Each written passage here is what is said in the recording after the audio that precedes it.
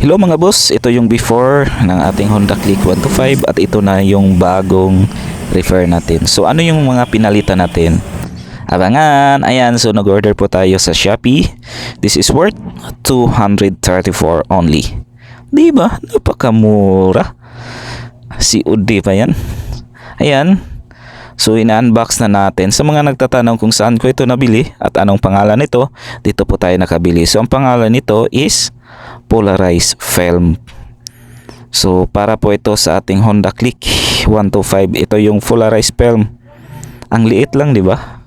Film lang talaga siya. So ayan, abangan nyo kung paano ko ito ikinabit sa ating Honda Click 125. Alright, so hindi ko na pinakita kung paano ko yung tinanggal. Ayan yung pinaka gauge ng ating Honda Click 125. Alright, so fast forward lang tayo guys, no? Cut lang natin para mas mabilis tayo. So kailangan natin ng tools. Of course, kailangan natin ng polarized film, cutter, at star screw or Phillips screw, and flat screw. Alright, so forward natin. Kasi pag hindi natin ito i-forward, lagpas 30 minutes to. Anyways, sa mga mahilig dyan sa DIY, so ito niya yung chance nyo kasi gusto kong i-share sa inyo kung ano yung mga kailangan tanggalin, yung mga steps na kailangan dito guys. So hindi pala siya basta-basta, kailangan talaga ng time at siyempre mag-ingat din tayo. Ito yung pinaka main board. So ayan, tinanggal ko yung sa gilid na mga lock. And then kailangan na natin gamitin itong flat screw. Tapos dahan-dahan tayo sa pagtulak ng kanyang board para masiparate yung kanyang pinaka lalagyan ng film kasi maraming paa yan. Dapat mag-ingat din tayo kasi baka matamaan or mabasag natin yung pinaka main board. So instead na makatipid tayo, baka makabili tayo ng buong gauge panel. Ayan, ito na yung glass niya sa ating DIY ngayon. So first, kailangan nating tanggalin. Gamitan natin ng side cutter. So tanggalin natin yung pinakalumang polarized film. Ayan. So maingat po tayong tinatanggal yung film kasi nakadikit yan, at saka ingatan din natin yung mga pin niya kasi ang liliit ng mga pin at ang dami pa. So of course kailangan natin ng wipes. Wipes lang yung aking kumbaga ito yung pangpunas natin, wipes. Siyempre kailangan natin kuskusin yan mamaya ng cutter para matanggal yung pinaka main adhesive niya.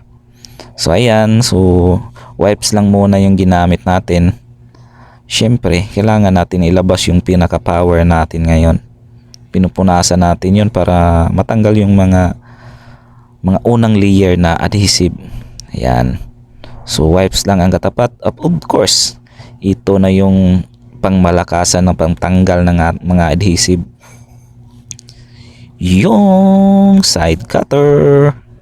Anong tawag nitong na cutter? Cutter lang siguro. So ayan, so dapat kasi malinis yan bago natin ikabit yung bago nating polarized film. Sa mga mahilig mag-DIY dyan, ito na yun for Honda Click 125. Diba? Mahal kasi ang singilan nito guys dito sa amin, nasa 1,000. So kanila na yung polarized film. So ayan, nakita ko yung polarized film na tag 200 plus na with shipping. Ayan, so ikinabit na natin yung film, pinaka film niya. So ayun, kailangan natin ng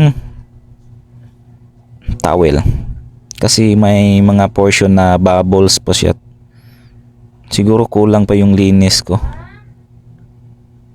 At ayan, so make sure ko lang na mag-ingat lang tayo guys ha.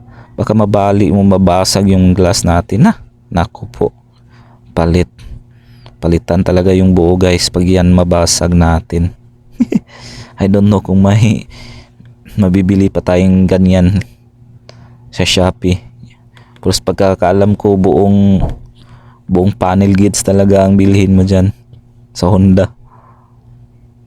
So ayan, so ingatan lang natin yung mga pin at tinitingnan natin kung okay na ba. So far, ayan, okay na. So balik na natin sa kanyang casing at of course yung mga pin niya dapat mag-iingat tayo sa paglagay katulad nito. Ayan, pag mag-click na yan, click, ayan, click talaga yan kasi this is for click 125.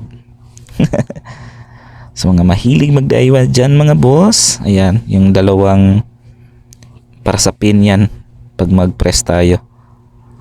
At yan, balik na natin yung pinaka main screw.